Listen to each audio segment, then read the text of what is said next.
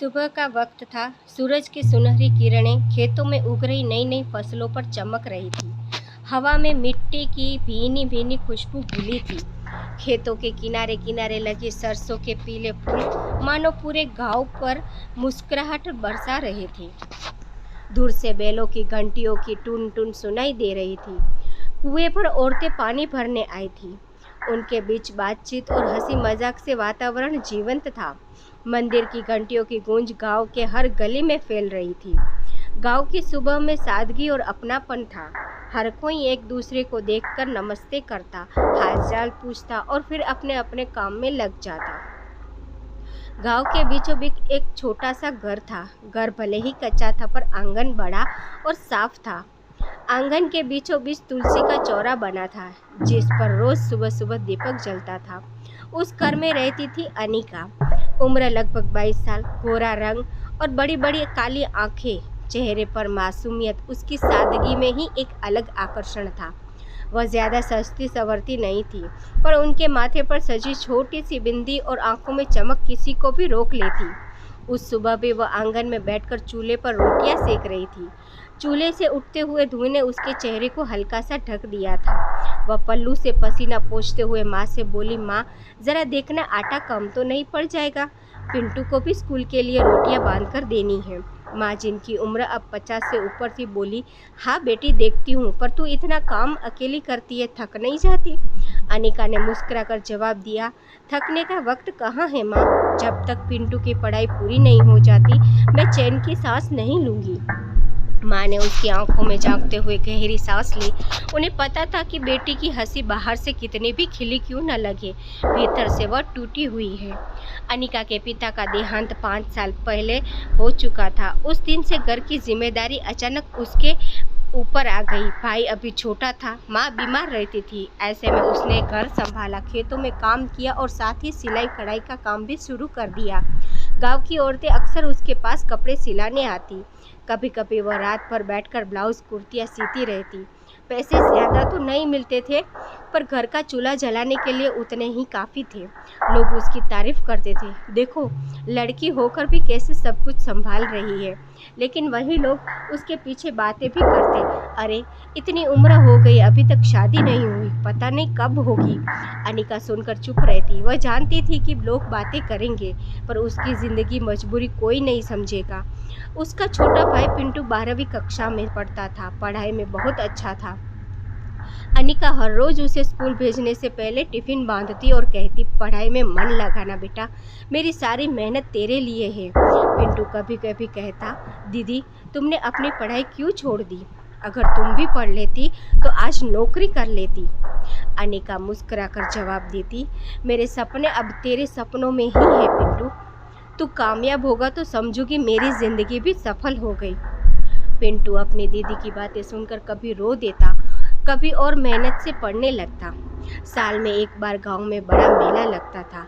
बच्चे, औरतें, बूढ़े सब उस दिन का इंतजार करते। झूले, मिठाइयाँ, खिलौने, नाच गाने और सजावट हो जाता। उस साल भी मेला लगा।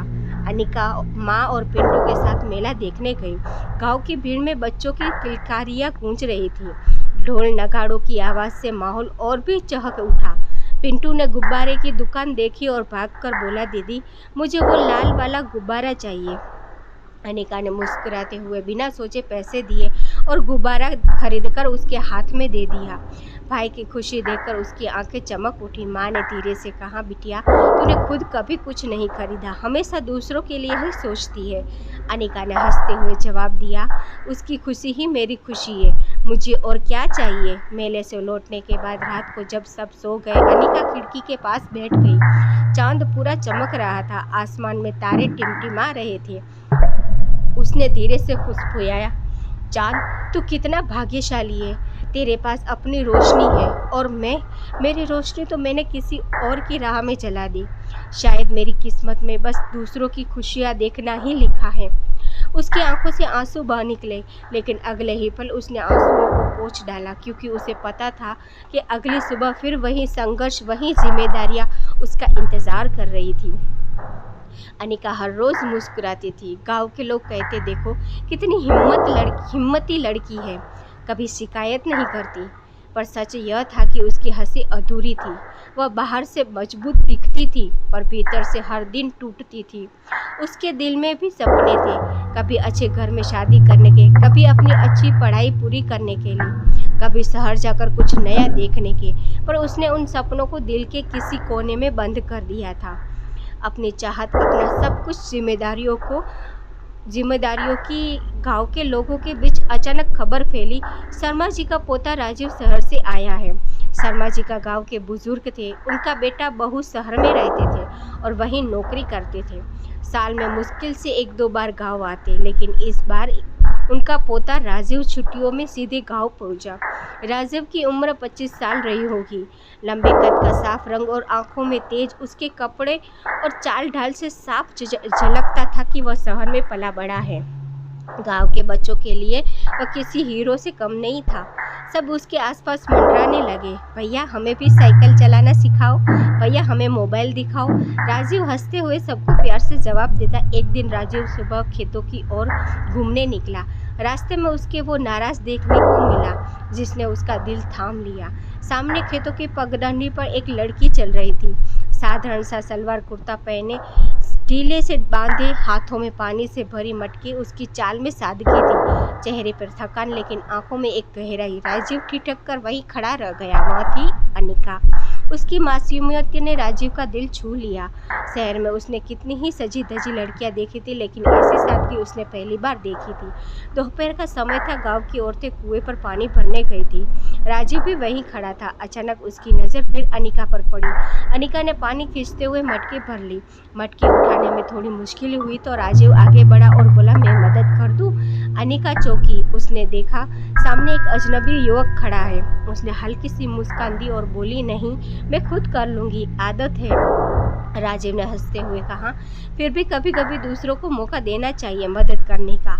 अनिका ने बिना कुछ कहे मटकी उठाई और चल दी, पर उसके दिल में यह बात घर कर गई, कोई अजनबी उसकी परवाह कर रहा था। अगले कुछ दिनों में राजीव और अनिका की मुलाकातें बार बार होने लगी, कभी खेतों के रास्ते पर, कभी कुएं पर, तो कभी मंदिर जाते समय। राजीव हमेशा कोशिश करता कि उससे बात हो। कभी पूछ लेता, तुम्हारा घर कहाँ है, भाई पढ़ाई करता है, गांव की जिंदगी तुम्हें कैसी लगती है? अनिका पहले थोड़ी झिझकी, लेकिन धीरे धीरे उसके सामने सहज होने लगी।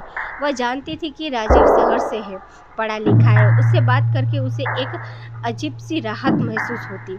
एक दिन मंदिर में दोनों आमने सामने आ गए। राजीव ने धीरे से कहा, तुम्हें देखकर लगता है कि तुम बहुत खुश रहती हो। अनिका ने हल्की सी मुस्कान दी, पर उसकी आंखें झुक गई। उसने धीरे से जवाब दिया, खुश तो हर कोई दिखता है, असली खुशी तो दिल के अंदर होती है।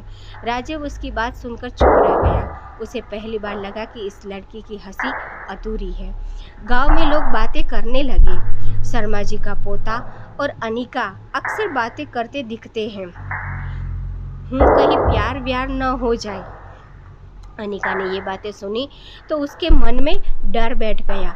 उसने राजीव से दूरी बनाने की कोशिश की, लेकिन राजीव ने एक दिन कहा, लोग तो बातें करेंगे, अगर दिल साफ हो तो किसी की परवाह नहीं करनी चाहिए।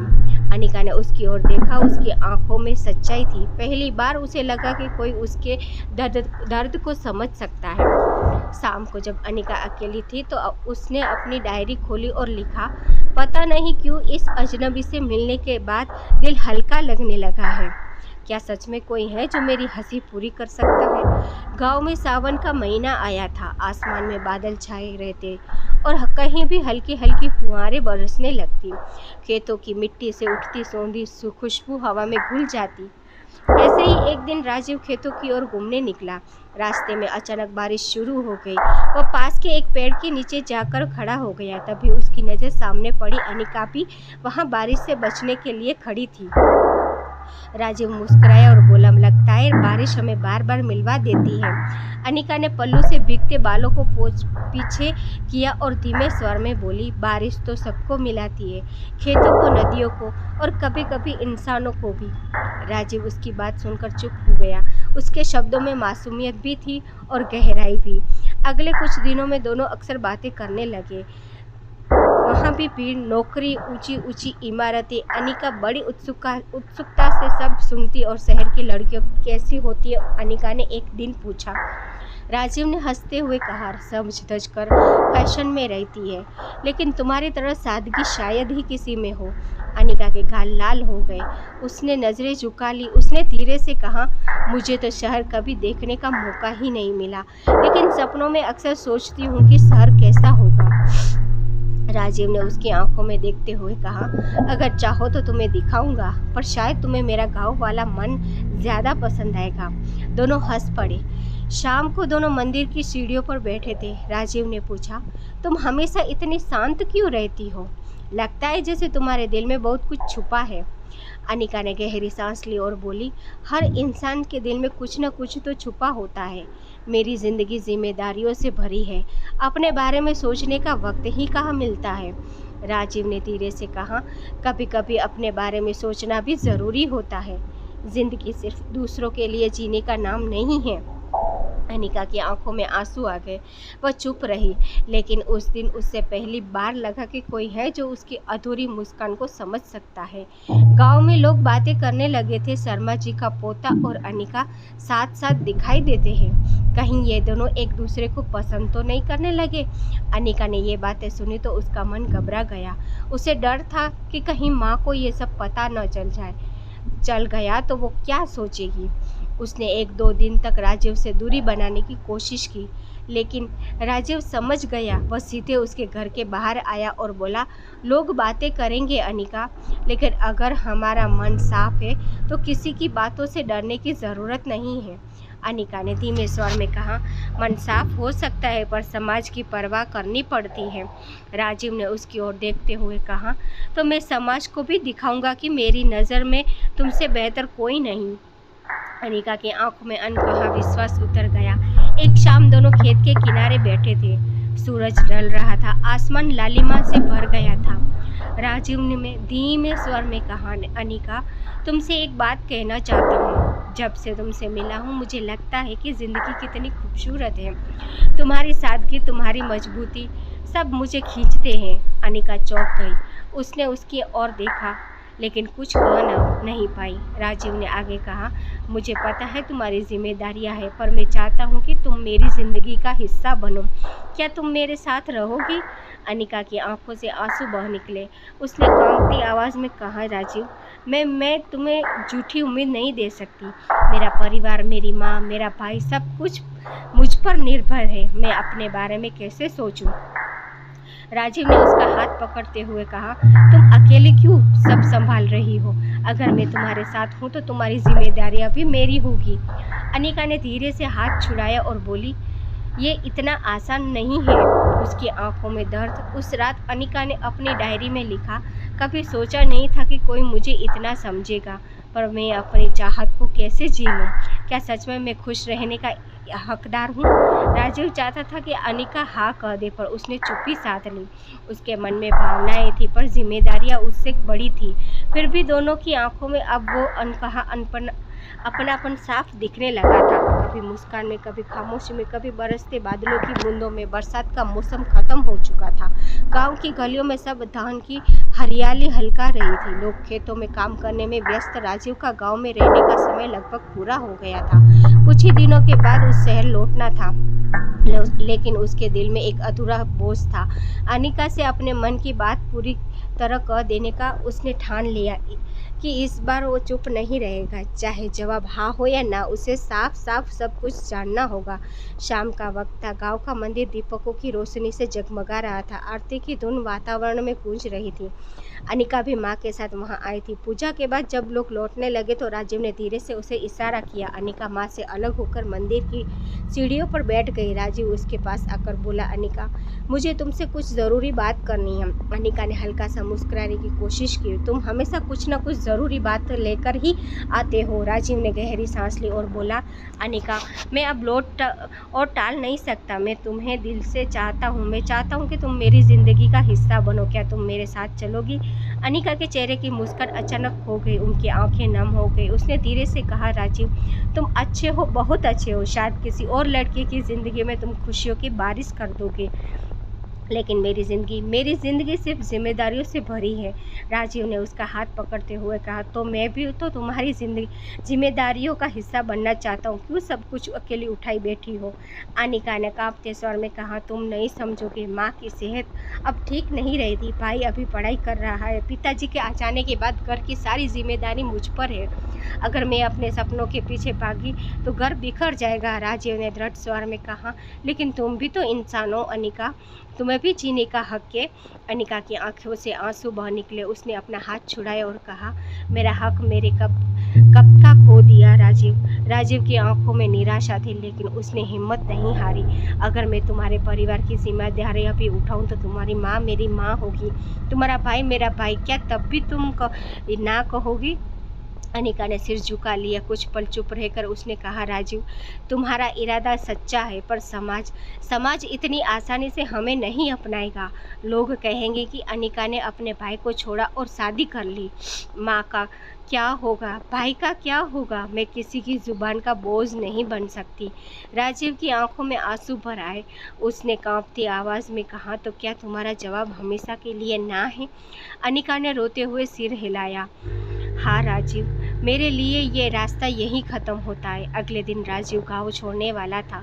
सामान बांधते वक्त उसकी आंखें बार बार दरवाजे की तरफ उठ जाती, शायद अनिका आखिरी बार मिलने आ जाए। लेकिन अनिका नहीं आई। वह अपने कमरे में बैठी थी, आंसू पोंछ रही थी। उसने खुद को रोक लिया था। वह जानती थी अगर आखिरी बार राजीव से मिली तो शायद हिम्मत टूट जाएगी। राजीव जाने से पहले मंदिर गया। उसने हाथ जोड़कर भगवान से प्रार्थना की, अगर मेरी और अनिका की किस्मत से मिलना लिखा है तो एक दिन ज़रूर मिलाएंगे, अगर नहीं तो उसे हमेशा खुश रखना। राजीव शहर चला गया। गांव में उसके जाने के बाद जैसे सन्नाटा फैल गया। अनिका जब कुएं पर पानी भरने जाती तो अनजाने में इधर उधर देखती, मानो राजीव अभी भी कहीं पास खड़ा हो। मंदिर की सीढ़ियाँ, खेत का रास्ता, हर जगह राजीव की यादें बिखरी थी। उसकी डायरी के पन्नों पर अब और गहराई आ गई थी। उसने लिखा, शायद मेरी किस्मत में प्यार नहीं है, शायद मैं सिर्फ दूसरों की खुशियों के लिए बनी हूँ, लेकिन क्यों दिल अब भी हर धड़कन में उसका नाम लेता है। दिन बीतते गए। अनिका ने खुद को फिर से जिम्मेदारियों में झोंक दिया। भाई की पढ़ाई, माँ की सेवा, घर का काम, सब पहले जैसा ही चलने लगा, लेकिन उसके चेहरे की मुस्कान अब और भी अधूरी हो गई थी। गांव वाले कहते, देखो कितनी मजबूत लड़की है, सब कुछ अकेली संभाल रही है। पर कोई नहीं जानता था कि हर रात वह अपने आंसुओं से तकिया भिगो देती थी। 5 साल बीत चुके थे। गांव की गलियों में अब बहुत कुछ बदल चुका था। नए नए मकान बने, सड़कें पक्की हो गई, बिजली का खंभा हर घर में लग गया। लेकिन अनिका की जिंदगी वहीं ठहरी रही। उसकी माँ अब और बूढ़ी हो गई थी, लगातार बीमार रहने लगी। अनिका का छोटा भाई राहुल अब जवान हो चुका था, पढ़ाई में अच्छा था और शहर जाकर प्रतियोगी परीक्षा की तैयारी कर रहा था। अनिका की उम्र अब 28 के करीब पहुंच चुकी थी। गांव की औरतें उसके बारे में फुसफुसाती, इतनी अच्छी लड़की है, पर पता नहीं क्यों अभी तक शादी नहीं की। लड़के वाले तो कई बार आए थे, पर हर बार किसी न किसी वजह से बात टूट जाती। अनिका मुस्कुराकर सब सह लेती, लेकिन दिल के अंदर हर ताना तीर की तरह चुभ जाता। एक रात माँ ने खांसते खांसते अनिका को बुलाया, बेटी तूने सबके लिए बहुत किया, अब मैं चाहती हूँ कि तू अपनी जिंदगी के बारे में भी सोचे। अनिका ने माँ का हाथ दबाया। माँ, मेरी जिंदगी तो आप लोग ही हो। राहुल जब अफसर बन जाएगा तब सब ठीक हो जाएगा। माँ की आंखों में आंसू आ गए। बेटी, लेकिन तेरी आंखों में जो खालीपन है वो मुझे चैन नहीं लेने देता। तेरी उम्र निकलती जा रही है, लोग बातें करते हैं, मैं नहीं चाहती तू तन्हा रह जाए। अनिका ने गहरी सांस ली। माँ, अगर किस्मत में लिखा होगा तो सब ठीक होगा, आप चिंता मत कीजिए। राहुल ने परीक्षा पास कर ली, अब वह IAS अफसर बन गया। गांव भर में खुशी की लहर दौड़ गई। लोग कहते ये सब अनिका की मेहनत का फल है। अगर उसने माँ बाप की तरह भाई का साथ ना दिया होता तो राहुल कहाँ सफल होता। गांव में जश्न हुआ। राहुल अपने बहन को गले लगाकर बोला, दीदी ये सब आपकी दुआ और त्याग का नतीजा है। अब मेरी बारी है आपकी खुशियों का ख्याल रखने की। अनिका की आंखें भर आई। बस तू हमेशा अच्छा करता रहे, यही मेरी सबसे बड़ी खुशी है। इसी बीच शहर से एक खबर आई। राजीव अब बड़ा नाम बन चुका था। वह एक बड़ी कंपनी में मैनेजर था और उसका खेल भी कई अखबारों में छपने लगा था। गांव के कुछ लोग कहते, अरे वो राजीव याद है, अब बहुत बड़ा आदमी बन गया है। सुना है शादी की भी सोच रहा है। ये बात सुनकर अनिका के दिल में हलचल मच गई।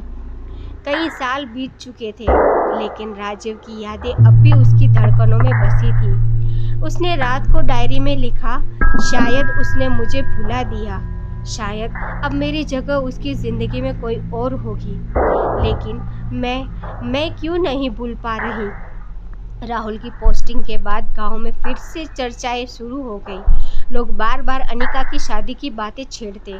एक दिन पंचायत के बुजुर्गों ने माँ से कहा, अब राहुल तो बड़ा आदमी बन गया है, अब तो अनिका की शादी कर दो, वरना लोग तरह तरह की बातें करेंगे। माँ ने चुपचाप सब सुन लिया। रात को उन्होंने अनिका से कहा, बेटी अब तू इनकार मत करना, राहुल की इज्जत गाँव समाज में बढ़ गई है, लोग उंगली उठाएंगे तो मुझे बहुत दुख होगा। अनिका ने धीमे स्वर में कहा, माँ आप जैसा कहेंगी वैसा ही करूँगी। अब मेरी ज़िंदगी मेरी नहीं रही, मैं तो बस आपकी इज्जत बचाने के लिए जी रही हूँ। कुछ दिन बाद राहुल घर आया। उसने अनिका से कहा, दीदी अब बस आपने मेरे लिए सब कुछ छोड़ दिया, अब मैं आपकी खुशी देखना चाहता हूँ। आप शादी करेंगी और ये मेरा वादा है कि मैं आपको कभी दुखी नहीं होने दूँगा। अनिका ने हल्की मुस्कान दी। राहुल मैं तुमसे एक बात पूछूं, अगर मेरी खुशी शादी में नहीं है तब भी तुम मुझ पर जोर डालोगे। राहुल कुछ पल चुप रहा, फिर बोला, दीदी अगर आपकी खुशी कहीं और है तो बताइए, मैं दुनिया से लड़ जाऊंगा। अनिका की आंखें भर आई। वह मन ही मन चीखना चाहती थी, मेरी खुशी तो राजीव है, सिर्फ राजीव, लेकिन जुबान से कुछ नहीं बोल पाई। गांव में एक दिन खबर आई कि राजीव गांव आने वाला है। सालों बाद वही राजीव। अनिका के दिल की धड़कनें तेज हो गई। क्या वह अब भी मुझे याद करता होगा? क्या वह शादीशुदा होगा या फिर अब भी वही पुराना राजीव होगा जिसने मंदिर की सीढ़ियों पर उसने अपने दिल की बात कही थी। उस रात अनिका सो नहीं पाई। उसकी आंखों के सामने सिर्फ राजीव का चेहरा घूमता रहा। गांव के चौपाल पर सुबह से ही हलचल थी। लोग कह रहे थे, आज राजीव शहर से लौट रहा है, सुना है बड़ी गाड़ी में आएगा। बच्चे उत्साह से सड़क किनारे खड़े हो गए। दोपहर होते होते सफ़ेद कार गांव के बीचों बीच आकर रुकी। गाड़ी से राजीव उतरा। अब वह पहले जैसा साधारण लड़का नहीं था। सूट बूट, हाथ में मोबाइल, चेहरे पर आत्मविश्वास। गांव के लोग उसे देखकर फुसफुसाने लगे, वाह कितना बदल गया है, शहर ने इसे बड़ा आदमी बना दिया। लेकिन भीड़ के बीच खड़ी अनिका, उसकी आंखें फटी की फटी रह गई। सालों बाद सामने खड़ा वही राजीव था, पर कहीं न कहीं उसकी आंखों में वही पुराना अपनापन भी था। शाम को राजीव अनिका के घर पहुंचा। दरवाजे पर खड़ी अनिका ठिठक गई। तुम? राजीव ने धीमे स्वर में कहा, हाँ मैं, सालों बाद लौट आया हूँ, क्या अंदर आ सकता हूँ? माँ ने दरवाज़ा खोला और मुस्कुरा कर बोली, आओ बेटा, घर तो तुम्हारा ही है। राजीव ने घर के आंगन में कदम रखा। अनिका चुपचाप उसकी आंखों में देख रही थी। सन्नाटा ऐसा था कि जैसे समय थम गया हो। रात को सब सो गए, लेकिन आंगन में अनिका और राजीव आमने सामने बैठे थे। राजीव ने धीरे से कहा, अनिका मैंने तुम्हें बहुत याद किया, तुम्हारे बिना हर खुशी अधूरी थी। अनिका का गला भर आया। तो फिर क्यों चले गए थे बिना बताए, बिना मेरी परवाह किए? राजीव ने गहरी सांस ली। अनिका मैं मजबूर था, मेरे पिताजी चाहते थे कि मैं कुछ बनूं ताकि समाज में सिर ऊंचा कर सकूं। मैंने सोचा था जब लौटूंगा तब तुम्हें गर्व होगा। अनिका की आंखों से आंसू बह निकले। गर्व और मेरी तन्हाई का क्या? माँ की चिंता, समाज के ताने, तुम जानते भी हो मैंने क्या सहा है। राजीव ने हाथ पकड़ने की कोशिश की। मुझे माफ़ कर दो, आज भी तुम्हें वही प्यार करता हूँ। अनिका ने हाथ छुड़ा लिया। प्यार शब्दों से नहीं निभाता राजीव, सालों की खामोशी ने मेरी आत्मा को तोड़ दिया है। दूसरे दिन गांव में चर्चा फैल गई। राजीव और अनिका फिर से मिले हैं। अब क्या होगा? अनिका की शादी की बात तो चल ही रही थी। पंचायत के कुछ लोग राजीव से मिलने पहुंचे। देखो बेटा, तुम बड़े आदमी बन गए हो, अब तुम्हें अपने बराबरी की लड़की से शादी करनी चाहिए। गांव के लड़के में क्या रखा है? राजीव ने दृढ़ता से कहा। मेरे लिए बराबरी का मतलब पद और पैसे नहीं, दिल से है, और मेरा दिल सिर्फ अनिका का है। गांव वाले हंस पड़े। पढ़ लिख कर भी इतना बेवकूफ़ समाज क्या कहेगा? राहुल गांव आया। उसे पता चला कि लोग फिर से उसकी दीदी के बारे में बातें कर रहे हैं। वह गुस्से में राजीव से मिला। राजीव भाई, मेरी दीदी ने मेरे लिए सब कुछ कुर्बान कर दिया। अब जब उसकी उम्र निकल गई है, तुम अचानक लौट आए, क्या गारंटी है कि तुम अब साथ दोगे? राजीव ने ईमानदारी से कहा। राहुल, मैं मानता हूँ कि मेरी गलती है, लेकिन आज मैं सिर्फ अनिका का हक वापस लेने आया हूँ। अगर वह मुझे स्वीकार कर ले तो मैं दुनिया से लड़ जाऊँगा। राहुल ने गंभीर स्वर में कहा। फैसला मेरी दीदी का होगा, और अगर उन्होंने ना कहा तो मैं तुम्हें कभी पास नहीं आने दूंगा। रात को अनिका अकेली बैठी थी। उसके सामने दो रास्ते थे। एक ओर राजीव, जिसकी यादें उसकी रंगों में बसी थी। दूसरी ओर समाज, परिवार की इज्जत और माँ की चिंता। उसने डायरी में लिखा, प्यार आसान नहीं होता, यह इम्तिहान है। क्या मैं राजीव का हाथ पकड़ूं या समाज की दीवारों के सामने हार मान लूं? आंसुओं की बूंदें डायरी के पन्नों में पर गिर पड़ी। अगले दिन पंचायत बैठी। सभी लोग इकट्ठा थे। राजीव ने सबके सामने कहा, मैं अनिका से शादी करना चाहता हूँ। चाहे समाज माने या ना माने, मैं अपना फैसला नहीं बदलूंगा। गांव में सुअर पुसर शुरू हो गई। इतने साल बाद अनिका क्या कहेगी? सबकी नज़रें अनिका पर थी। उसका दिल जोरों से धड़क रहा था। उसने चारों ओर देखा। माँ की थकी आंखें, राहुल का बेचैन चेहरा और सामने खड़ा राजीव। कुछ पल के सन्नाटे के बाद अनिका ने धीमे स्वर में कहा, मैं अपना फैसला सोचकर ही बताऊंगी। उस रात अनिका की आंखों में नींद नहीं थी। आंगन में बैठी वह चांद को देख रही थी।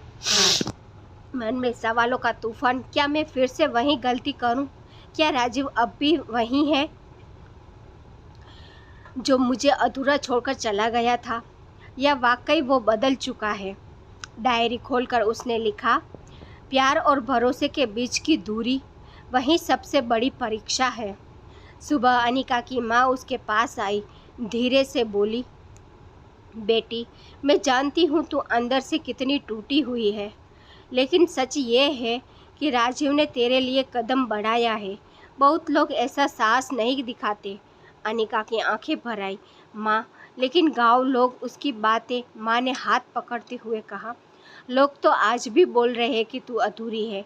कल अगर तू अपना हक ले लेगी तो भी वहीं बोलेंगे।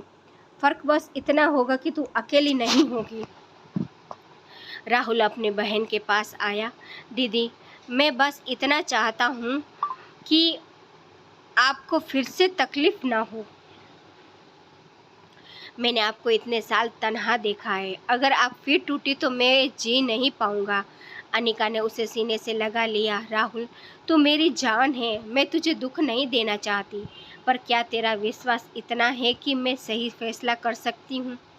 राहुल ने चुपचाप सिर झुका लिया। उसकी आंखों में चिंता थी, मगर दिल से वह चाहता था कि उसकी दीदी खुश रहे।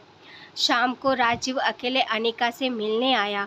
उसने कहा, अनिका, मैं जानता हूँ कि मैंने तुझे सालों तक इंतज़ार कराया, पर आज मैं सब कुछ छोड़कर तेरे पास खड़ा हूँ।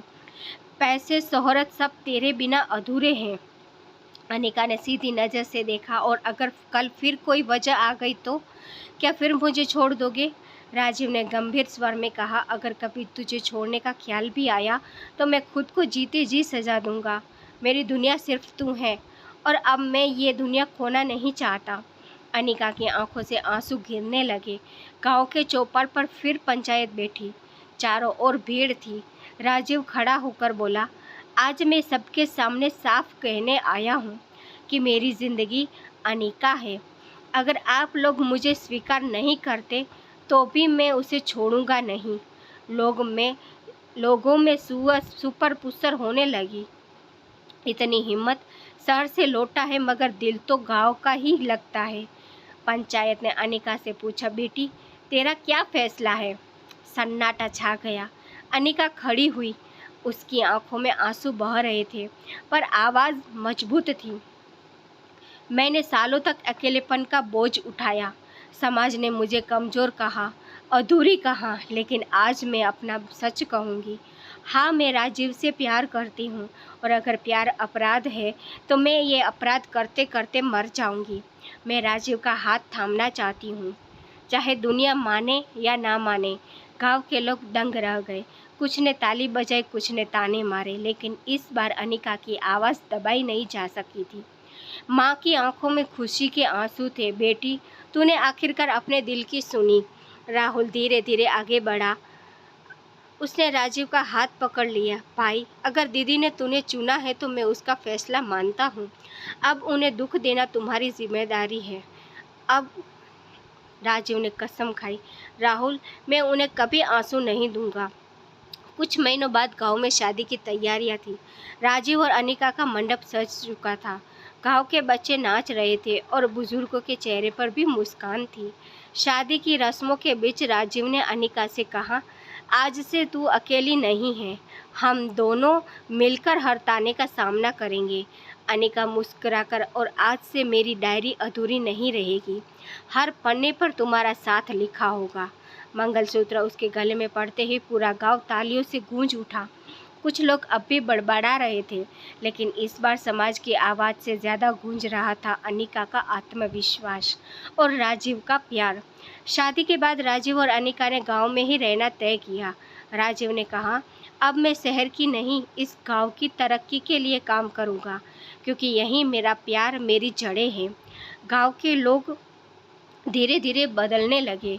अब वही लोग जो पहले ताने मारते थे कहते, सचमुच प्यार सबसे बड़ी ताकत है। अनिका ने आखिरी बार डायरी में लिखा, प्यार इंतज़ार मांगता है, आंसू मांगता है, साहस मांगता है, पर जब पूरा होता है तो ज़िंदगी को जन्नत बना देता है। और इस तरह दर्द, तन्हाई और संघर्ष से गुजरने के बाद अनिका और राजीव की कहानी अपने मुकम्मल अंत पर पहुंची। एक नई सुबह जहां प्यार ने समाज से बड़ी जीत हासिल की। वीडियो पसंद आए तो चैनल को लाइक, सब्सक्राइब और कमेंट करना ना भूलें। Thank you for watching.